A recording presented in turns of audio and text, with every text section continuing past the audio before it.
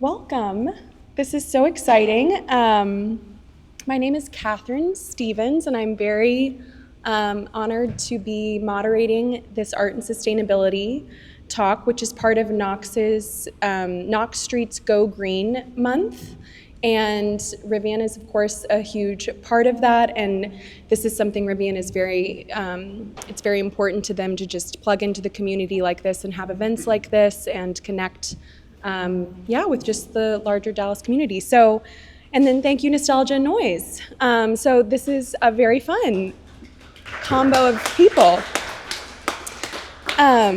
Okay, so I am first going to start by introducing our two wonderful artists here tonight for the panel talk.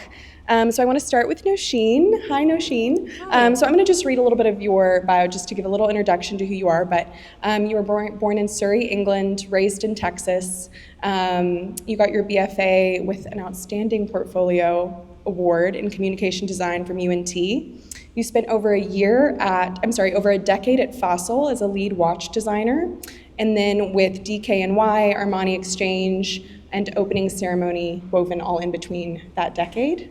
And your Pakistani heritage really drives a lot of your, of course, art making today, from color, pattern, and texture, which is very rooted in pigment, dyeing, and embroidery traditions that predate the Mughal Empire. Am I saying that right? You work in fiber and wood, combining a lot of unconventional techniques, and I hope a lot of you have maybe seen Nosheen's work before. You may be familiar with it, but you have done installations for Hermes and have done, I know, commissions throughout Dallas, and your work has been kind of all over the country. So I'm excited to talk with you more. And then Crespatrick, also just great to meet you today. So you started as a wardrobe stylist, is that correct? Yes, in a way, but you started building kind of your eye and mixing your own wardrobe with pieces from your father's closet, and that journey took you to LA, where Crespatrick studied product development at the Fashion Institute of Design and Merchandising, and he works both as a stylist and denim designer, and I'm very excited to hear about your full process with that, and so we will kind of get started, but thank you both for being here. Also, it sounds like the mic goes in and out, and is that true for you all? Is that my fault? Am I doing something? Okay, I'm gonna keep going. Okay, so I would like to start with just a question for both of you, which is just a very kind of simple way to hopefully start this talk. But what does it mean for you both as artists and designers? What does it mean for you to care about sustainability? And Nosheen, maybe we could start with you. I work on wood and fiber, and so a lot of what I do is based on natural materials. From my work experience in the corporate world, I became very familiar with how sustainability works with product and with materials, touching your skin, creating an environment around you. And so I wanted to create something that was created the sense of self-awareness, and the impact it did to the environment. With the wood that I use, I work with a company that harvests their own wood, and so they will plant trees for all the trees that they kind of knock down and produce. The fibers that I used, I'm using a lot of eco-dyed fibers as well as manufactured fibers, but they're cotton-based, they're hemp-based. So some of those kind of ideas behind the thoughtfulness and the meaningfulness of the types of materials kind of lends itself to sustainability. Yes, which I know you both really have in common is this, obviously, the care for your material. Yeah. Okay, well, yes, same kind of question for you, but what does it mean to care about sustainability as a designer? Yeah, I think what Nosheen was talking about is the thoughtfulness. I think I have to be a lot more thoughtful about what I'm doing, and the process is maybe slower, and I really have to take careful steps in really seeing like every step I take, does this align with just my core values in sustainability and the practices that I'm trying to discipline myself in. So I think it's just moving slower, moving more thoughtfully, caring more, even times where it feels hard to care, where it's like, no, this is what I committed to and this is what I'm burdened by. So it's like, sometimes it's a bit harder. You see it's like, oh, there's a faster, quicker way to do this, but it's like, no, I'm like choosing not to do that. So yeah, I think there's this overall thoughtfulness with it, everything I do. Yeah.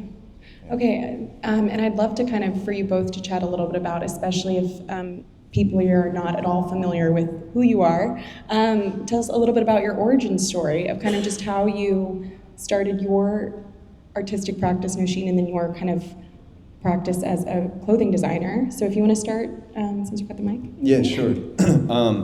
My journey with clothing design started mainly when I lived in LA. I went to the Fashion Institute of Design and Merchandising out there, studied product development, got into the industry, did various things, worked the wholesale side of things, worked as a stylist, and then worked as a designer.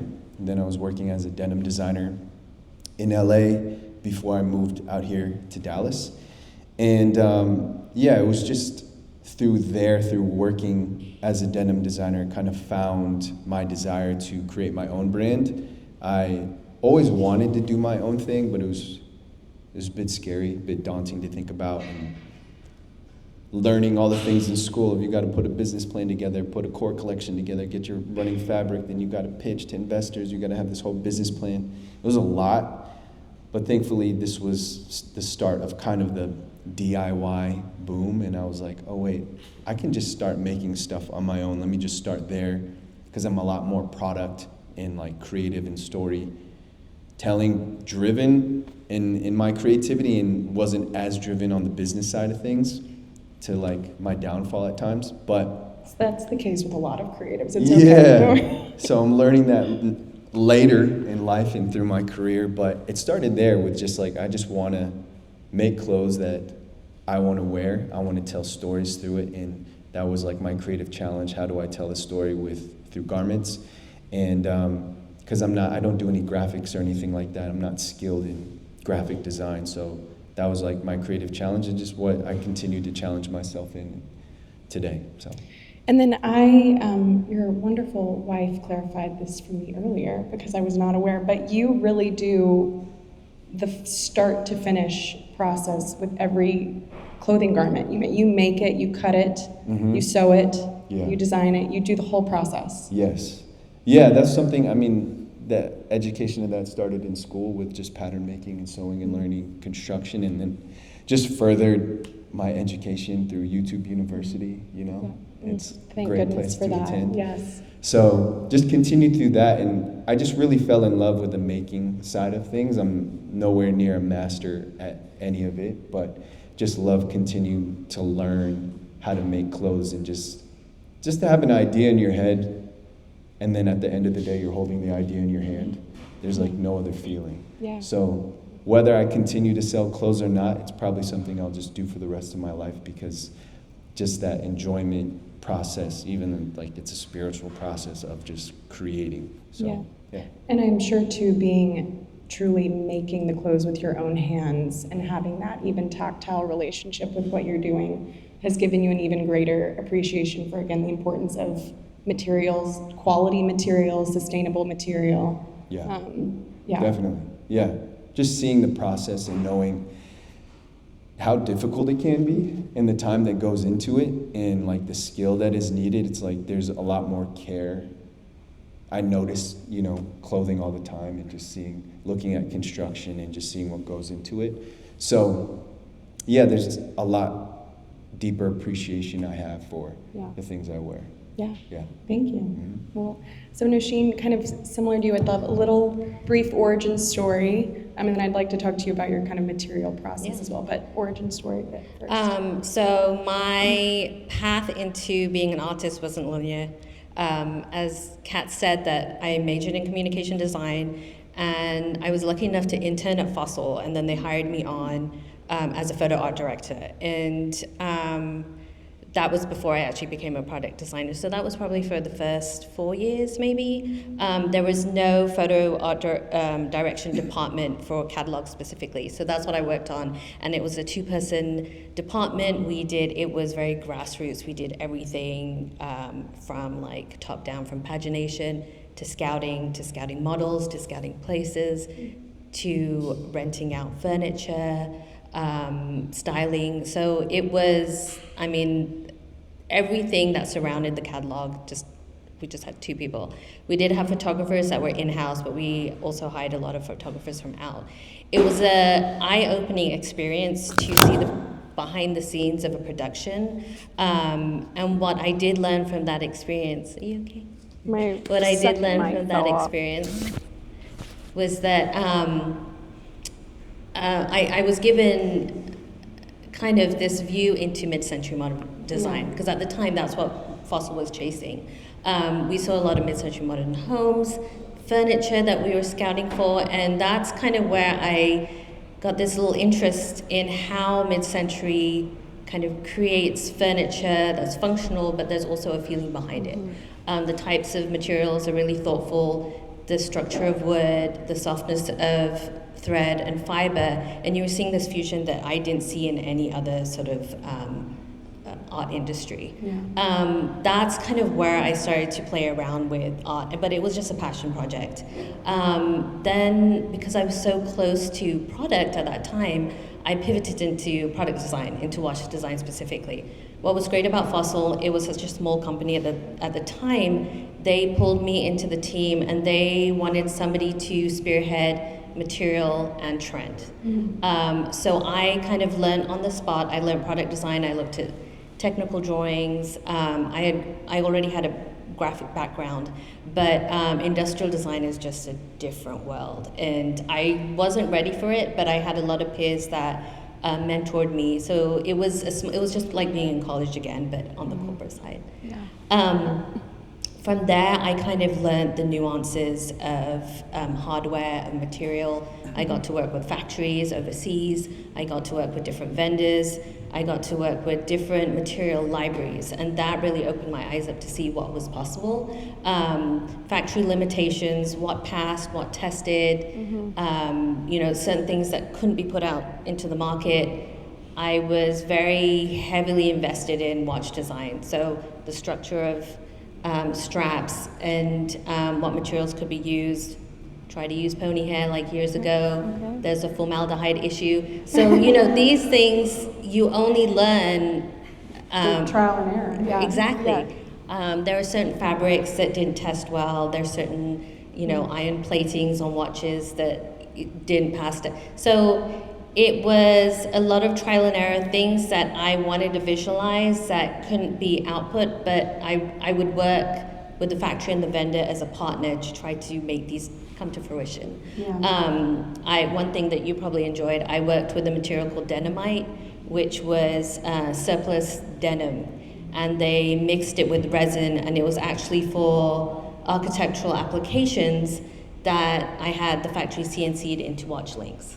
Oh, wow. And they also did, So, I mean, the things that are out there that we just don't have the reach to, but people are just playing and experimenting. The creativity is immense. But just finding the right partners to kind of make that vision come to life, it was pretty amazing. And so when I was in the watch department, I first worked on DKNY, focusing more on material and trend, but also creating my own watches for the line. At the time when you're we called it portfolio, which was like the licensed brands, you could kind of float between certain brands. So if you had an idea we had launched Karl Lagerfeld at the time, there was like 4 or 5 different designers from each department that were pitching in design. So we could propose things, and I think that's what was great about Fossil at the time.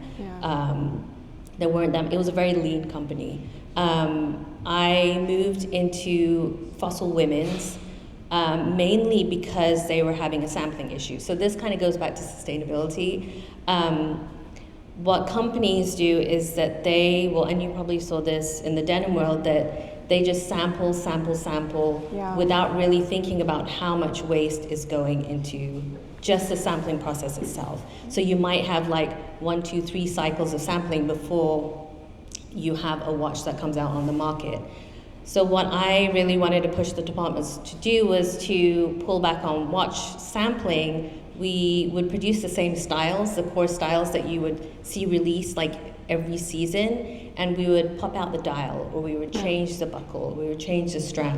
So that way we were streamlining how much we were sampling, not just from a budget point of view, but also from a sustainable point of You view. spearheaded that. Yeah. Way to go. You were already carrying them too. So, you know, it really made me aware of just awareness of what we're putting into the world, just our sort of environmental footprint. You know, certain data points that I kind of learned along the way was, this was probably a couple of years ago, the average American will wear a piece of item of clothing 7 times before it goes to the landfill. And which was, you know, it's insane. I mean, I have clothes that I have in my closet from high school. Yeah. But Same. just to think about the material, the clothing that's thrown away and it just goes straight to the landfill, and it's not recycled, it's not reused, it's not reconstructed, so. Yes, and you got a very interesting, more corporate insider look into that process. When I ultimately, I continued my art practice all the way up until I left Fossil. I consulted after Fossil at smaller brands, which I did enjoy, but I missed community as well. But I really pushed my artwork to a point where I wanted to take it more into the commercial sector. And the landscape is so different, because when you think about sustainability, it's not just from a material point of view, it's also from a conceptual point of view. Putting a piece of artwork out there, how does it make you feel mentally? You know, does it calm you? And that was one thing that I wanted to do, was really think about how artwork elicits emotion, aside from what maybe the concept that I was trying to push. So there was this sense of mindfulness when I was creating my artwork. When you think about slow craft, when you think about going back to your cultural heritage, that was something that I was really pushing through that. And your process is very slow. It's slow, because it is also very technical. So Nosheen, you know, is literally punching holes through wood and then stitching thread through those holes to create a very kind of almost, you know, this effect of sewed material and wood. I do have to say, you know, when I first started out, I was drilling each of those holes by hand, and it was really monotonous. It was exhausting. I would also try to hire my husband to do it, and he doesn't have as much patience as I do. But I did start to refine my process, and using my graphic background, I was able to apply a lot of those skills. And I started to design everything on the computer and have it laser cut. So there was also this one, I'm thinking about the world from a sustainable point of view, but we live in, you know, a lot of machining. So how can we balance the two? And I think we can find sort of like a harmony between, you know, that analog and the digital. So that's kind of where I have pulled both of those in. Yeah, thank you.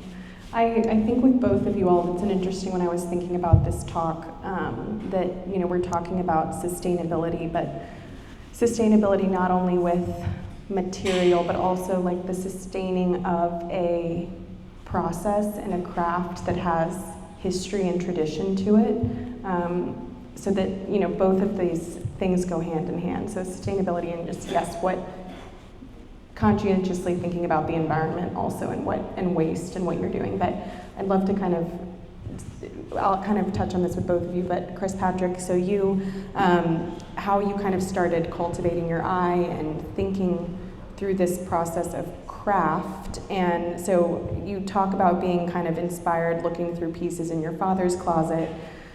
Was that kind of from this mindset of like looking at the craft of the, you know, this piece of clothing, but also were you thinking about how you could reuse it, repurpose it, create your own designs from that? Could you, maybe touch on that a little bit? Yeah, the process of first rummaging through my father's closet was complete vanity. This was high school. I was like getting tired of the clothes I had.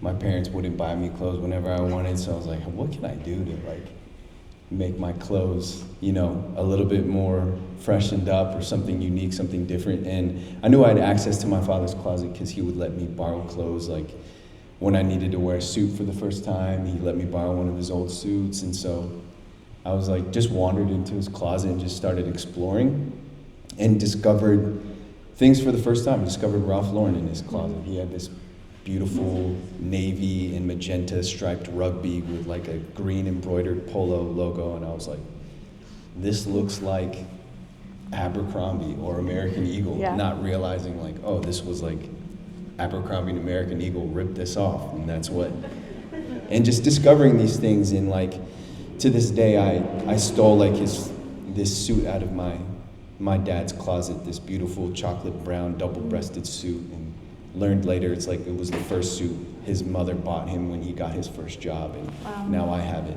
So at first it wasn't this thing of like thinking about clothes in that way or even the beauty. It was just like, man, I'm just trying to look cool, and But what it did, like looking back on it, it was where I was like just shaping my taste and honing in my eye and what I liked, and it was shaping my creativity by me just taking these risks. I would wear.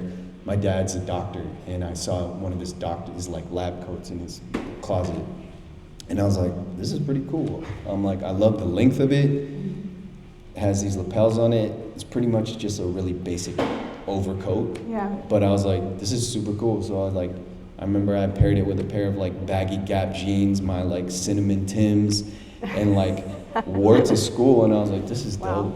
And then people complimented it. I didn't get clowned or anything, and I was like, I think that was like, oh, I'm taking this risk and I'm getting rewarded for it. People are complimenting, so I think it just built my confidence to keep taking risks. Yeah.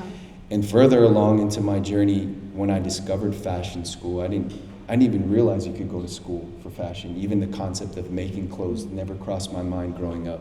I didn't really grow up in a creative community or household like that, so I didn't know that was a possibility.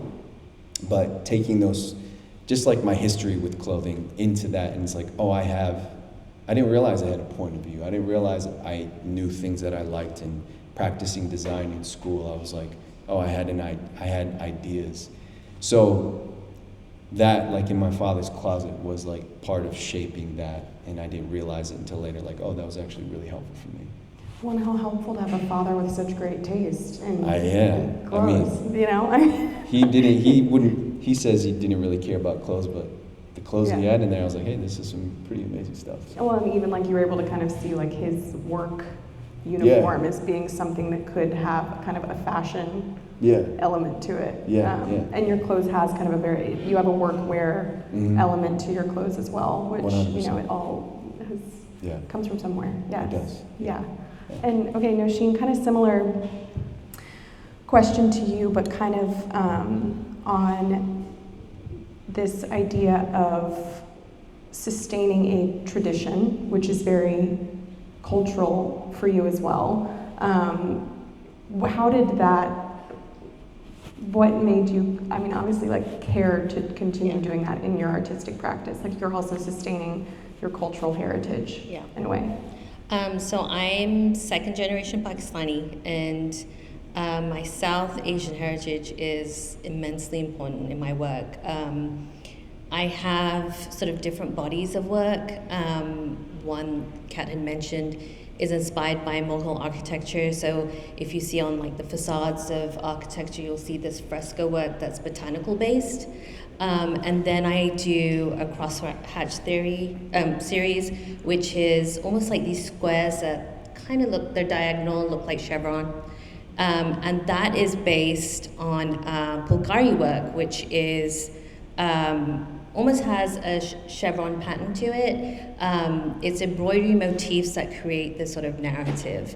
And they're usually and traditionally done on blankets that are passed down generation to generation, whether it's like a wedding blanket, wedding clothing, or just scarves and shawls. The Bulgari itself actually wasn't something that I kind of connected until later.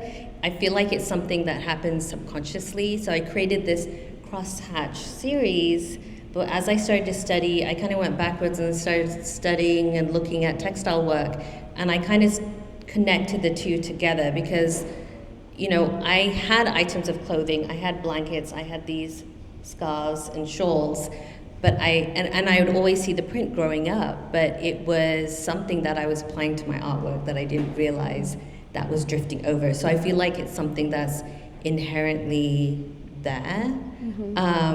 And so those were things that I really wanted to pull into my artwork going forward. So now I'm very thoughtful about how I use those cultural motifs, what they mean, what the message that I'm trying to tell.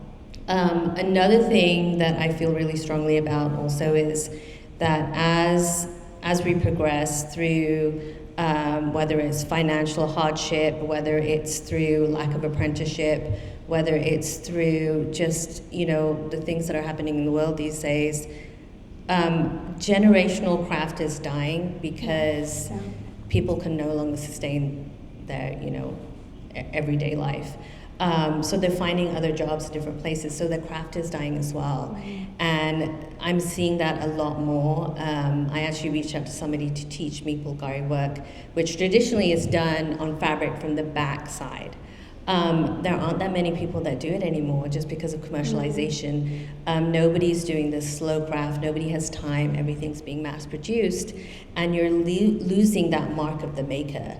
And that's something that I really enjoy. And just in talking about the mark of the maker, there was one thing that I grew up doing, especially in the UK. I feel like in maybe rural areas still is that you know, we would get a hole in our sleeve or like in our sock, and we would have to darn it. We wouldn't throw it away and buy another sweater or sock. So growing up, you know, I learned to sew on a button, darn our socks, like, and those are lost. Those are lost, yeah. Absolutely. And those are like, you know, just life skills. And I'm teaching those to my kids. And I have friends who have kids who are like, hey, can you teach them just how to do like a simple cross stitch? But you know, now with mindful mending and also visible mending, where you highlight something that, you know, say if your dad had a jacket, you wanted to highlight some just, you know, over time. So I think a couple of those things are really things that I'm very much aware of, just the empathy behind generational craft that we're losing that I want to hold on to. No, and that's an important, I mean, both of you are doing that in your own way, and your work is this. And why also, like, I wish more apprenticeships existed, and maybe maybe, I don't know, they'll have a comeback with AI, and people will be like, let me take up a craft and become an apprentice in something. But it's important, and that is it is a dying art form in ways. So important to continue carrying those traditions on. Okay, and Crespatrick, I wanted to ask you a little bit about kind of so you said, you know, storytelling is very important to what you do. Just storytelling, I'm sure, in just how you design your clothing and what you're inspired by design-wise. But then also kind of how do you translate that visual storytelling in your brand, and how does that signify your care for sustainability? Sure. I mean, I think there's just the element of showcasing the fabrics that I use. I use all these like denim upcycled shrink blankets. They're wash tests, like you were talking about the sampling process. I'm taking the sampling process of brands of trying to figure out what wash they want to use on their jeans or jackets. And I'm taking all those tests and making my pieces out of it, because all that stuff gets thrown away. So even like, I'm like, okay, these are beautiful fabrics, still really great, you know, denim. I work with a factory that's all, it's like high-end denim, so I know all the fabric in there is really high quality. So I'm like, I could use this stuff for not just clothes, but as a backdrop in a photo shoot, and kind of showcasing it in that way. But also like thinking about, you know, I pull a lot from like personal story, also from like my Filipino American heritage, I pull inspiration from. And in that way of just like recycling these memories into stories is like, I think there's this way to like romanticize the mundane, these things that we grew up with that seem just like, oh, it's just something, I just played baseball, it's like not a big deal, but I'm like, oh wait, I think there's beauty in that story of me growing up playing baseball. Like, where can I pull from that to put in pieces, and almost like this thought of recycling these stories into my pieces, where it's like, my history is unto something, and like, these clothes, like, this can't be it. Like, my experience growing up wasn't for nothing. And like, these simple stories of being a Filipino kid, growing up in America, going through different things, my relationship with God, like these experiences I have in life, like, oh, these can be quote unquote, like recycled into garments in a way. So that's kind of how I think of it a bit too, like also with like showcasing the recycled process into storytelling, into the content that I'm like telling about through my brand, showcasing where these fabrics come from and how these things are pieced together, and that it's a slower process. Yeah. So showcasing that. And again, since you truly are creating each piece of clothing start to finish with your own hands, you do very minimal clothing drops, right? And kind of just for anybody who's interested in your clothing. But how often are you doing a drop? Where can we find you? Where can we find you in Dallas? Where can we buy your clothes? Yeah, I mean, I have a website cpatricio.com. But it's not functioning on the fashion calendar where it's like dropping multiple collections a year, or necessarily like this is specifically fall, winter, spring, summer, resort, all these crazy release dates. But it's kind of like, it's not the thing that I'm not just doing a brand, I'm also like a wardrobe stylist, I'm doing other various things. So, it's kind of, I'm always working on it, but also always working on other things. So it's a few drops throughout the year. Like I'll have at least 1-2 pop-ups throughout the year. Right now I do have pieces in a store in Uptown called Cypress DTX, an incredible menswear store. And it opened recently, right? Pretty recently? Yeah, they just opened last year. They've been open for less than a year. But I have pieces there. That's the current presence in Dallas.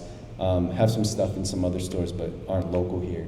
But always online, and then at Cypress. You can check it out for sure. Awesome, thank you. And then same kind of question for you, Nosheen, and what are you up to? Where can we find you in Dallas? Because I know you have some work installed permanently that's been commissioned in spaces, right? Yeah. But where can we see your work? What do you have coming up? Let me see. I'll be doing a residency during the summer. It's a 2-week residency in Houston.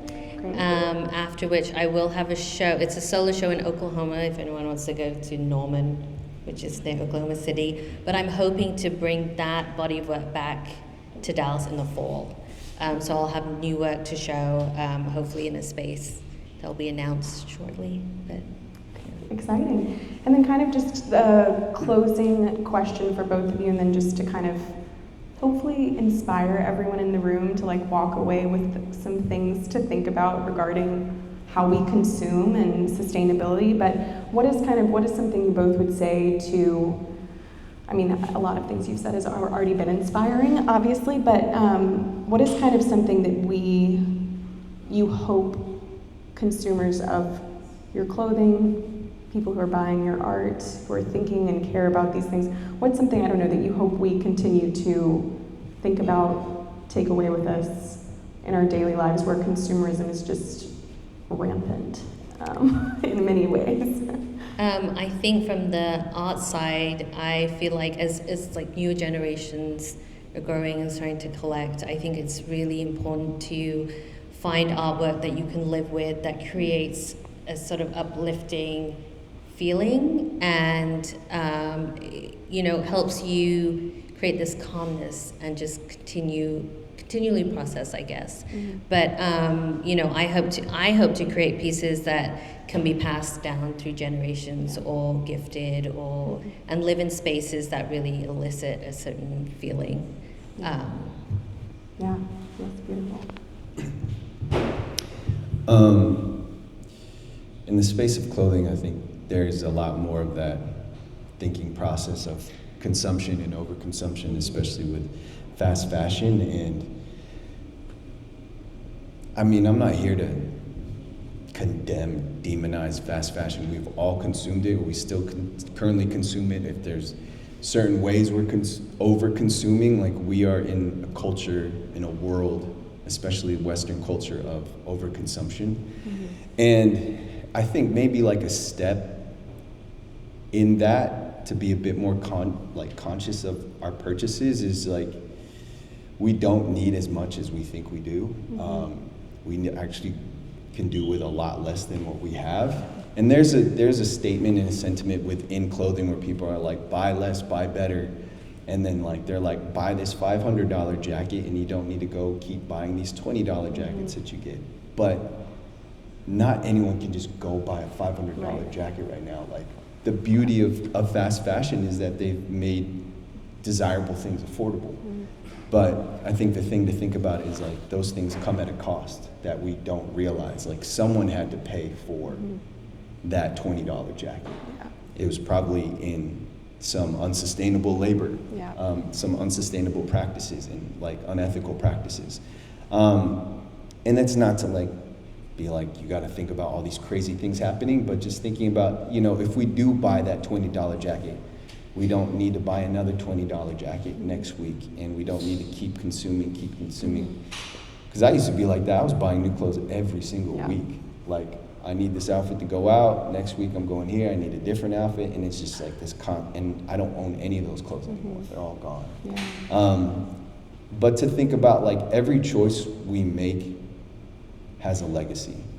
There's an effect to every single choice we make, whether it's consumption or the decisions we make in life, even the littlest of things. Like, there's a butterfly effect, a lasting effect. So just thinking about like what legacy, what effect we want to leave in this world, and then from there deciding, making the choices based on how we want to leave this world.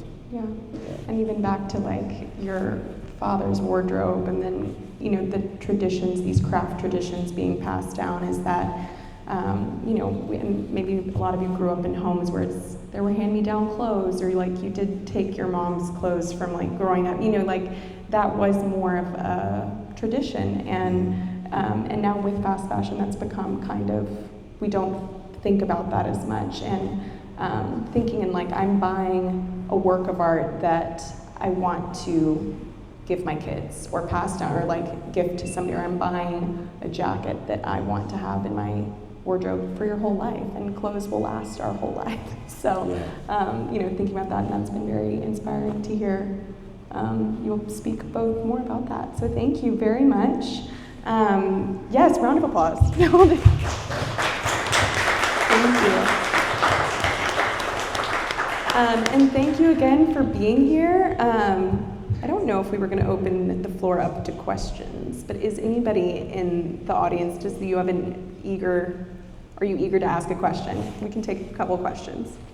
Yes. What was the day where your life changed to what you really wanted to do?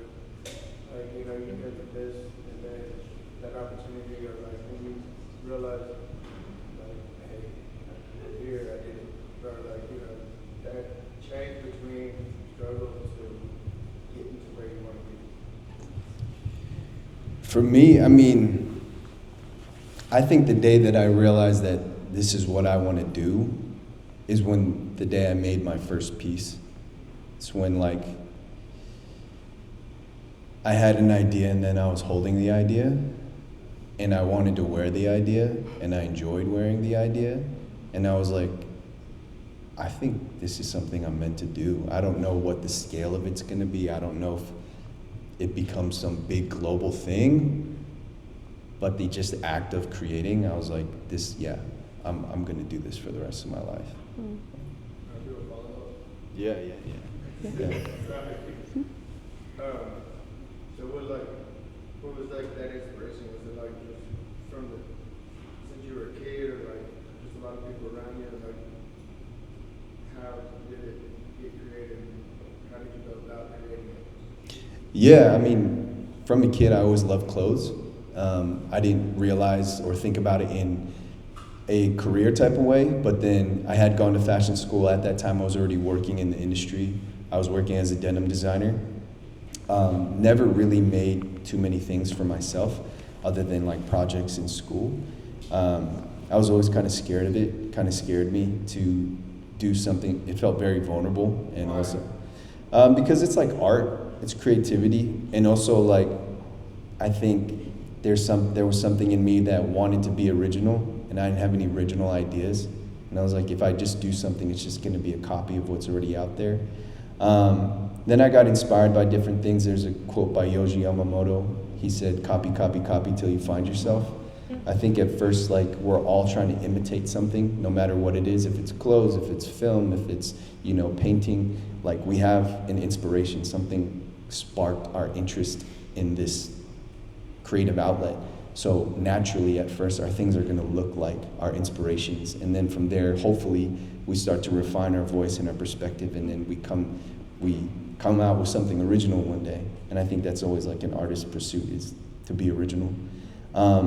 So I was around it. I was in the fashion industry. I was around creatives. I was around these things. So it was just like a desire of seeing people in these places and being inspired by them and their stories. And a lot of DIY was happening at that time, and people starting brands from, the ground up, and people laying blueprints for that, great podcasts and video content, YouTube videos, and people like, this is how I did it. And so, I just stuck with it and wanted to make something that I made, like this denim kimono that I wanted to wear, and that was the first piece I made, and then it just kind of grew from there. Starts with that first thing, the first thing you have to create. Yeah. I think for me, it was from when I left the corporate world and kind of started to make my own creative journey. I started to own creativity. I was lucky enough to be in a creative industry, but you're creating for somebody else. You're creating for somebody else's budget. You're creating for somebody else's profit. And I wasn't finding any joy in that, and it was something that I wanted to own. So I took that creativity back and I started creating my own work. It was very difficult at first because you're used to that bi-weekly paycheck, and you're used to having like a sustainable job. So that definitely was a shift. And also being a mother of three, it's rocky. Yeah. So I think once you get your first commission, your first big project, and there will be like times where you just kind of sit and wait for the next project, and it might take a few months, but I feel like creating something for myself now, mentally I'm in a better place. So I think that's what really pushed me along. Yeah, beautiful. Should we wrap it up? Or, yeah, okay. I think that was actually a great question to just kind of end it on too, but thank you all again for being here.